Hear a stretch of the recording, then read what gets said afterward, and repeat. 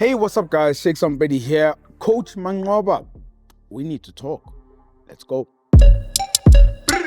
That's how it goes? They keep asking about the best when they know it's me.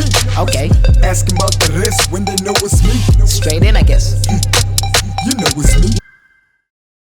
The MTN8 took place this past weekend, and it was amazing as it was. Orlando Pirates already through to the final of the MTN8, and the one that we were expecting was Sundowns to follow. We were expecting to see Final 3.0, and that didn't happen. No, Stellenbosch came in and they messed up the party. They knocked them out. Steve Bok and his men, I gave them credit for the game plan, the spirit that they had, the structure and all that. They definitely had that, and that put them through into the final. But Sundowns, they were poor.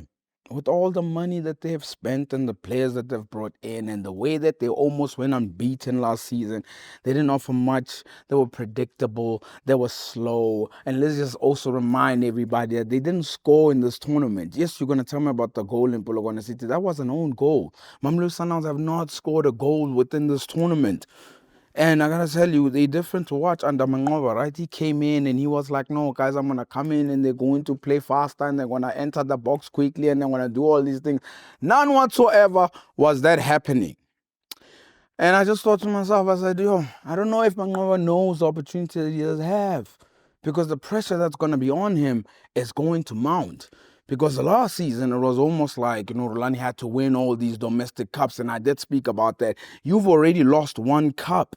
And I'm thinking to myself, if this performance continues, and even after the game and the press conference that he had, the excuses that he was making, it's not flowing the way it's supposed to be flowing like it was in the preseason. It's a little bit way too early to be making such excuses to say it's not flowing too early. And the one thing that disappoints me the most is this guy is in the building. He's been in the building for about years and years. He was assistant to Peter Musimane. And on top of that, he was co-head coach with Rulani. And then now Rulani was head coach. He was assistant to him. Then Rulani's gone. Now you're thinking to yourself, someone who's been in the building for such a very long time, you should be able to know which chess pieces to put on the board, because you've been with these exact players that were in the club. And somehow it doesn't look like it's flowing. And there's people talking about, is this club too big for Manqoba? And I'm thinking, do not prove it right. Do not prove this statement right. Whatever you do not do it, because you've already got one cup gone.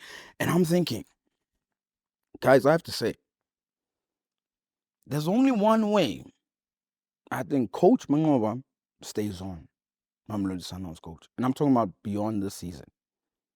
It has to be the league, obviously. But it won't be as comfortable. That I can see. But he's got to win the CAF Champions League. He's got to do it. Even if he goes on to win the Nedbank Cup and wins the league, if he doesn't win the CAF Champions League, that's the one. I think that's the only way it can save him, because already the pressure's mounting, and already it seems like the players, their body language, they're not believing in the plan and the structure that is there. If he's not capable to do that, I have a strong feeling that he might not finish the season. But not only that, I have a strong feeling Mamelodi Sundowns are going to do a reshuffle. We have an amazing reporter in the house. This guy breaks news. This guy will even follow you to the airport if it means he had to catch a headline. The Far Post journalist Mthokozisi Dube is in the building. And I simply asked him, Orlando Pirates, can they do it again? An amazing journalist. He's back again. I love this man. Every time he comes on, he shows me time, especially the time that it is. He breaks news. And not only that, he'll follow you to the airport, guys. This guy is a Manchester United fan. His name is Mthokozisi Dube. How are you, sir? Hi, Shakes. I'm not too good, man. After what happened on Sunday, Liverpool dealing with my United ruthlessly. Yeah, I'm not okay. I saw you were considering even changing teams, man. I'm contemplating on changing teams because it's been 10 years, man. Yeah, man, it's bad. It's bad. At least now you know how KZ Chiefs fans feel now, eh? No, and now I know how you feel. Tell me something, man. This past weekend, you watched the football, bruh? I did, man. I did watch MTN8 action, Orlando Pirates versus Cape Town City, and then I watched Mamelodi Sundowns and Stellenbosch FC. So if I ask you straight, man, is Orlando Pirates winning this thing again? What did you make of them? 100%, man. Look, it's not gonna be easy. I mean, we saw what Steelers did to Sundowns, but Orlando Pirates have seemingly mastered the art of winning these, cup competitions. I mean, Jose.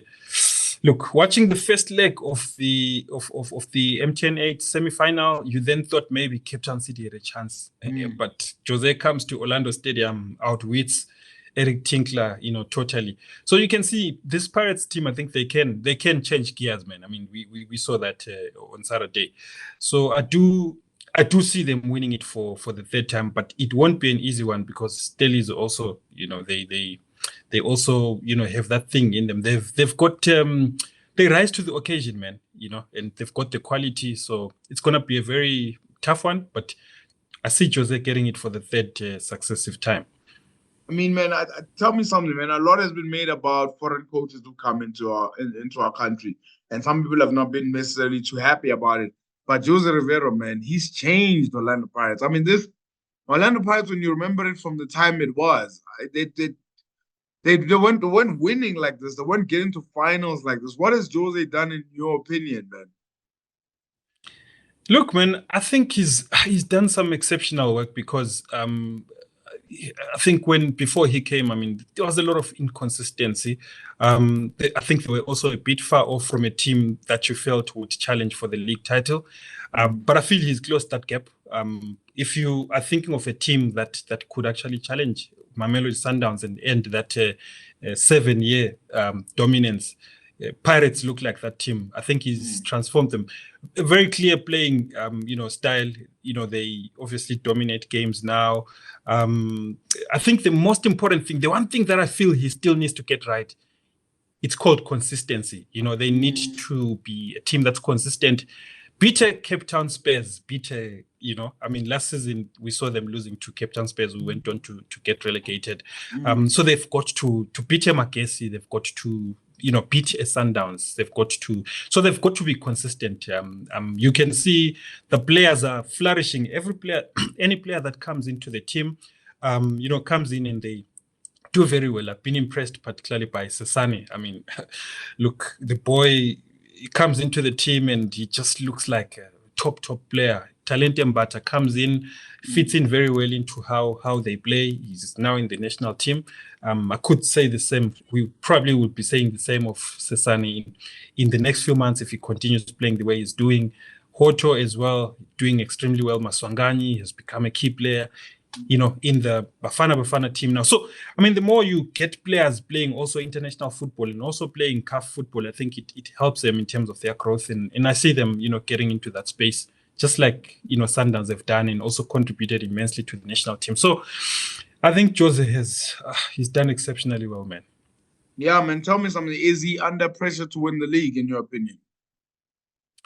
100%. I mean, he's won, the cup competitions, Nedbank, but winning an MTN 8 again buys him a bit of time, Winning a Nedbank again also buys him a bit of time because you're looking and you're thinking, okay, this guy's winning trophies. Okay, but he still needs to win the league, At some point, he has to win the league. Otherwise, if he runs out of luck when it comes to and I say luck, not saying they're winning based on luck. I mean, they work very hard and they deserve to win the trophies that they win.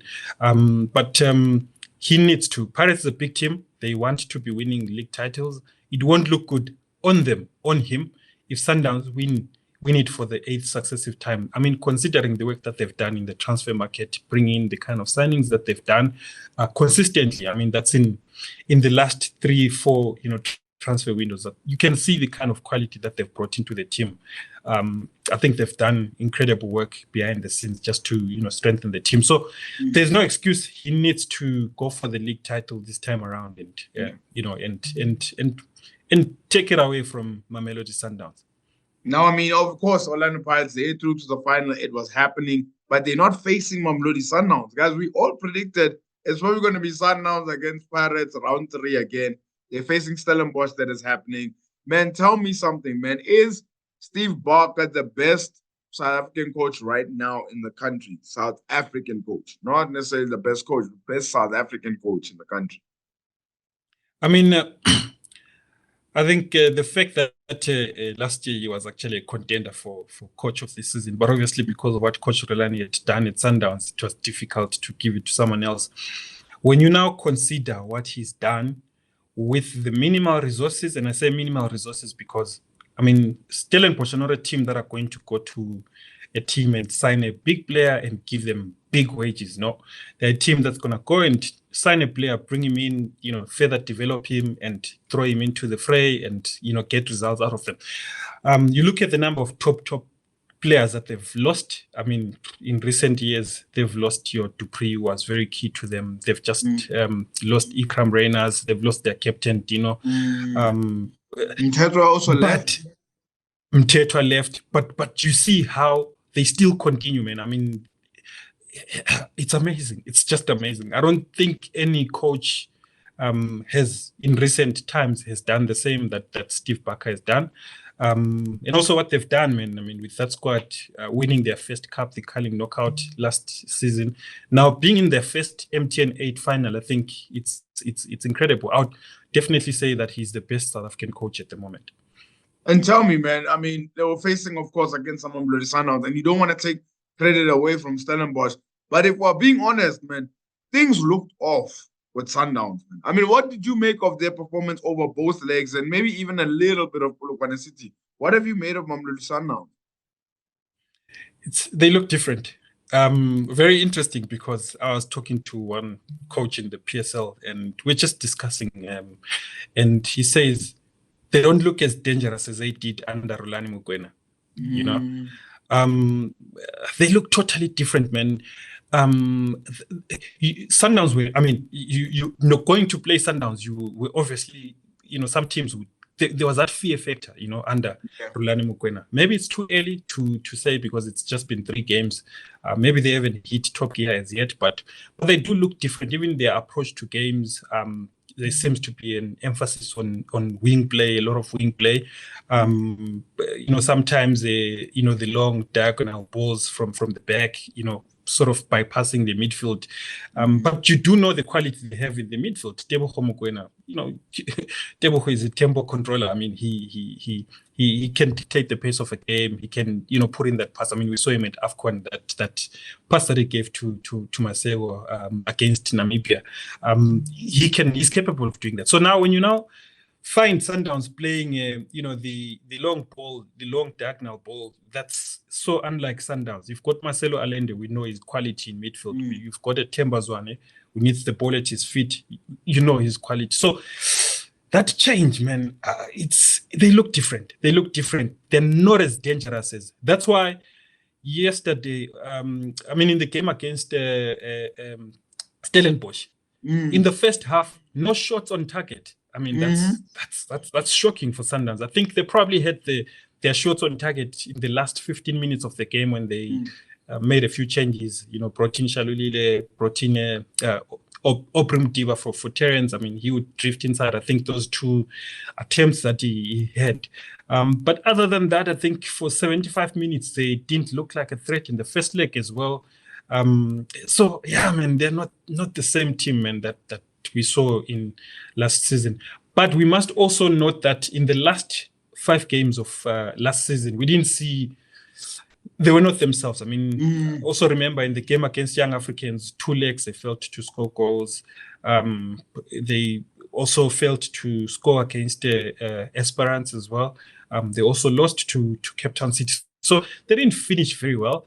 But yeah, definitely not the same Sundowns that we've seen in past seasons. And I really am also looking at the body language of the players and I'm wondering what could it be? I mean, Tebogo Mogoe could have handed the armband to Shalulile, but somehow Shalulile had to pick it on the ground. So you're looking at, those are small things, but the body language of players, man, it's not. And also the coach saying that he feels that the key players didn't come to the party.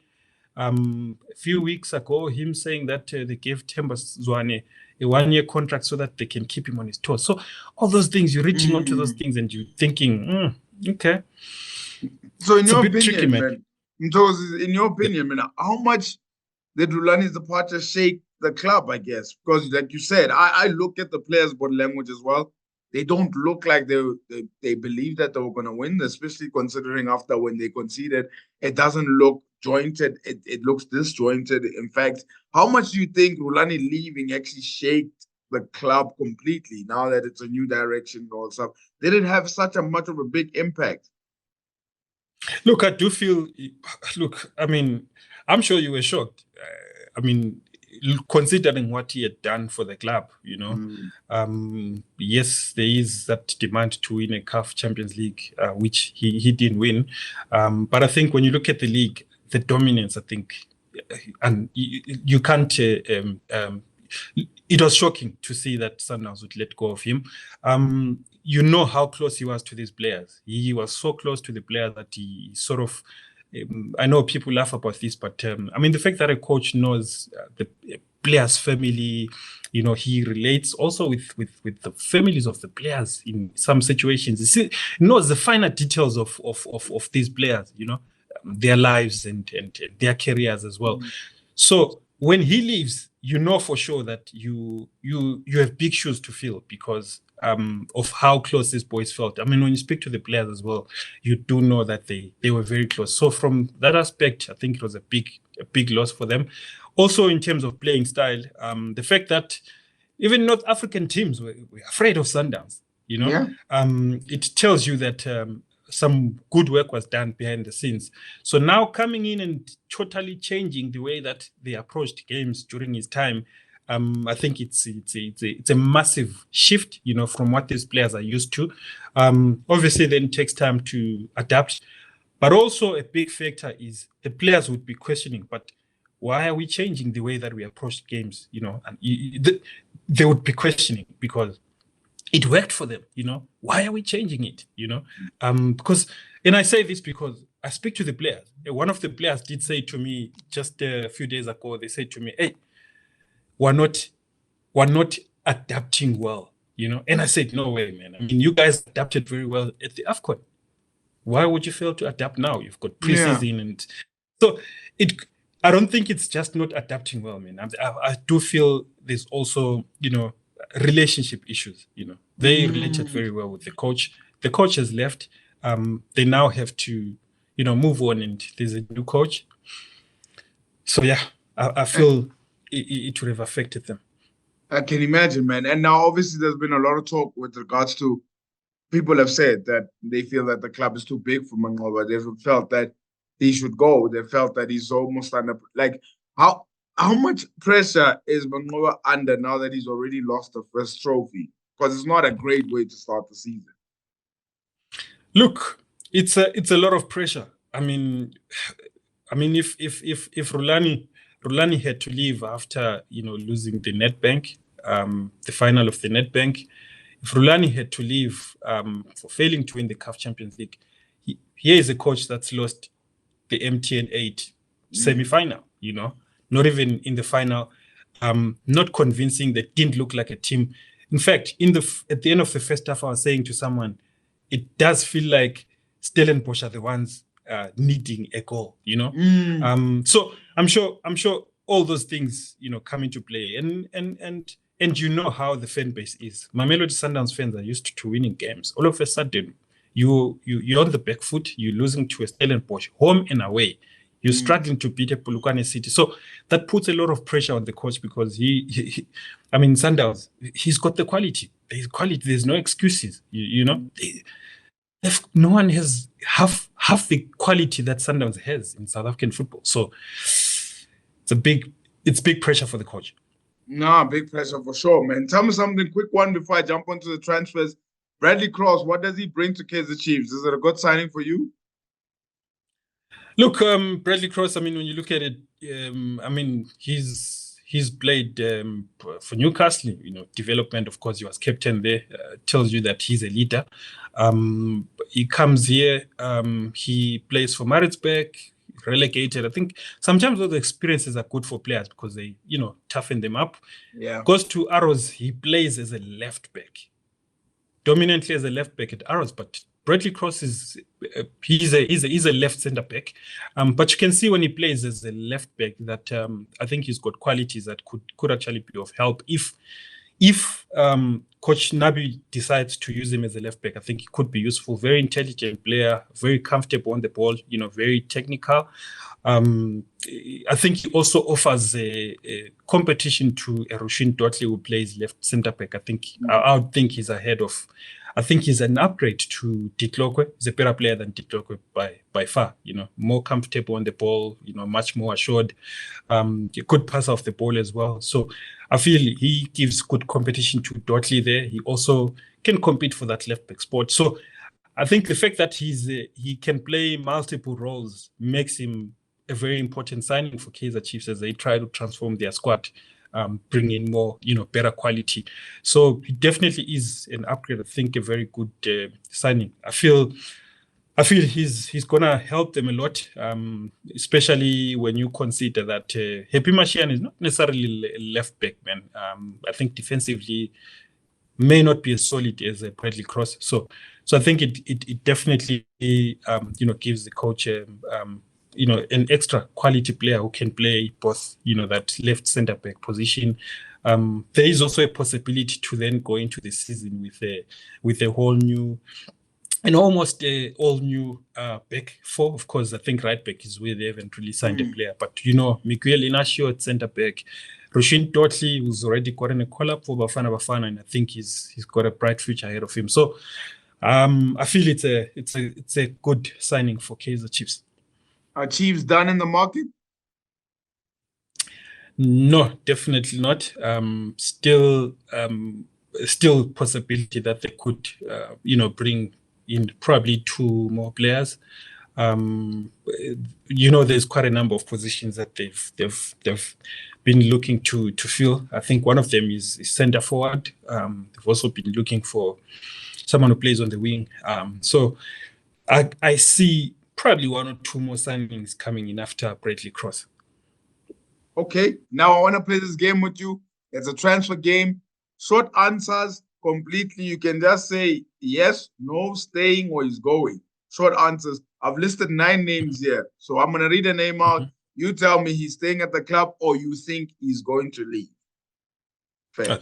Okay, name number 1, Ismail Torre of Stellenbosch. Staying. Zakel Lepasa of Orlando Pirates. Staying. Ndlondlo of Orlando Pirates. Staying. Okadisa of Orlando Pirates. Staying as well. Mamelodi Sundowns. Staying. Kaizer Chiefs, Happy Mashiane. Staying. Zita Kwinika of Kaizer Chiefs.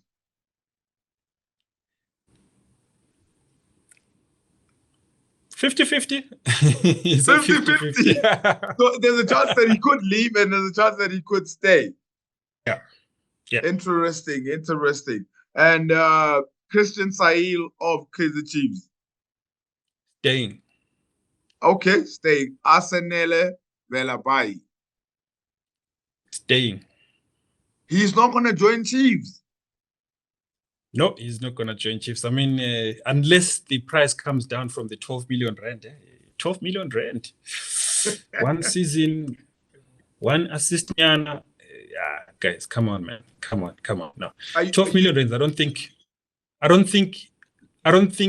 there is a team including Sundowns, who are known to pay hefty sums for players. I don't think there's a team that would pay 12 million rand for Velebai. Yeah, no, I don't think so. I don't think they're asking for too much. Yeah, no, it's too much. You'd rather go and get an Oswinapolis at Polokwane City. Much, national team player. Younger, more or less the same age. I think Oswin is probably a year older than him. But you'd rather go and spend on an Oswinapolis who more experience. I think the stats better. A better player in my opinion. So yeah. 2 more names left. Was gonna go to Oswinapolis of Polokwane City. Likely to leave. Likely to leave. Likely to Now, leave, yes. there have been reports that it's going to be up north or it could be in South Africa. Do you think he leaves and goes up north, or do you think he stays in the country, or what do you think? So there's interest both up north and also in the country. So it could be, one of the two. And the last one that I have here, this one is not necessarily at a club as yet. Obviously, he's got settlements to sort out. Will Pista will be playing in South Africa next season?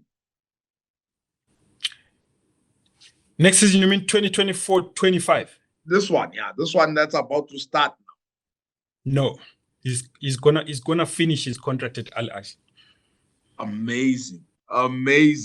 My man, thank you so much for this. The last question that I have for you, you answered it very quite well last time. Tell me what you think at this current moment, because there's been progress. Where is South African football for you right now, sir? Look, I think it's quite an interesting time. I think when I look at this going into this season, when I look at how Cape Town City have done their business, I'm looking at Stellenbosch, how they're looking after the M10-8. I'm looking at the Pirates. I do feel we're going to a space where we are going to have a closely contested Betway Premiership season, I think, which is good for competition. Positive as well, just to see players moving to North Africa. We've seen Khanyisa Mayo moving. We've seen Kesha Smailula moving. We've seen Elias Kidio moving to Tunisia. So I think it's a very interesting space to be in, just to see these players also moving. Bafana also doing very well. I think it's quite positive for South African football at this point. Nah, man, Mthokozisi, I just want to say thank you for being a guest once again. Hey, man, I hear you on radio now. I hear you. I see you on TV now. I see you on YouTube. You're everywhere. The one thing I'm happy about is that finally you're getting your flowers, man, and keep on doing the good work. Thank you so much, brother. Always appreciate conversations with you, man. It's always a joy. Here on this show, we have no fear, no favor, objective all the way. Players, coaches, we're watching all of you guys. This is Mogoe of the Week. The star for this week is Steve Barker, the coach of Stellenbosch FC. This guy has lost players, number of players that have gone to Kaizer Chiefs, gone to Mamelodi Sundowns, and even gone to Orlando Pirates. But somehow he manages to play Mamelodi Sundowns over 2 legs and still keep 2 clean sheets. That's impressive. And it's another cup final from the one that they had last season in the Carling knockout. And I have to say, man, they might actually go on to win this one. And he's showing that he's one of the best South African coaches in the country. For sure. For the Mogoes, not Mogoe, Mogoes. We're going Mogoes one way. The Mamelodi Sundowns soccer players. You guys are a little bit of a sham. And I say you guys are a sham because a lot of the blame is going to fall at coach, right? For sure, and it has to. He's the front man, no doubt about it. But when I saw you guys disbelieving, shrugging shoulders, sighing, not even caring that much with regards to the game, it only takes you guys that Stellenbosch have to score a goal for you guys to react. You only react when there's like 10 minutes left within the game. I mean, in my mind, I'm watching these players. You guys have dominated within the league for years. You guys have won 7 league titles in a row, like you like to brag about, right? Now, all of a sudden, when the responsibility and the accountability you must take, you decide to not take it. You guys always need a coach to be at the bench to tell you what you guys must do. I thought you guys were better than that. And that performance was a sham. That performance was embarrassing. No shots on target for 75 minutes. You guys are the deserved Mogoes of the Week. Placing the right bets on the right games. Win big with Shakes Rampedi on Bet of the Week. It's that time that we put club football to the side and bring in the international break. Yes, for 2 weeks it's international break, so we're focusing on the countries and what you can watch. And what you can bet on as well is Guinea-Bissau going up against Eswatini. I've gone Guinea-Bissau straight win. Portugal against Croatia. I've gone Portugal straight win. Serbia against Spain. That's another nice tie, right? I've gone Spain straight win. Algeria taking on Equatorial Guinea. Algeria straight win. Tunisia going up against Madagascar. Tunisia straight win. Kazakhstan against Holland's Norway. I've got Norway to win that, and I think Holland is going to score a number of goals. The odds are 8.07. I believe in this bet slip, and surely must you. But if you really believe in it, you gotta click on the link below. Remember to practice responsible betting at betway.co.za. I've come to the end of the show, but I have to address this. Cape Town City announcing some very sad news. Coach Eric Tinkler, his mom passed away. And I want to take this time to say my condolences to him, family, and the football club. Before you go, don't forget to like, subscribe, and hit the notification bell so you're notified for future episodes.